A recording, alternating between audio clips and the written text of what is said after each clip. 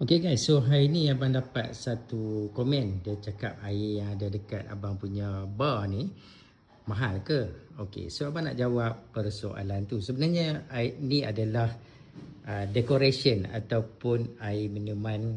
Sebenarnya boleh minum dan juga disahkan halal oleh JAKIM. Ini bukan wine tapi ini adalah fruit. So tak mahal. Sebenarnya harga dia pun memang sangat-sangat murah guys. Semua ada halal. Don't worry. Dan abang pun beli tak minum pun sebenarnya benda ni. Dia lebih kepada decoration.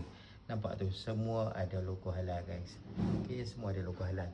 So yang ni lebih kepada decoration. Yang mana abang punya cabinet TV ni abang terus kepada abang punya bar. And then kita buatlah tempat dekor-dekor kat sini. So tak ada apa-apa maksud guys. Sekadar hiasan dalam rumah. So kalau dapat sesuatu, jangan lupa tekan like, share and comment.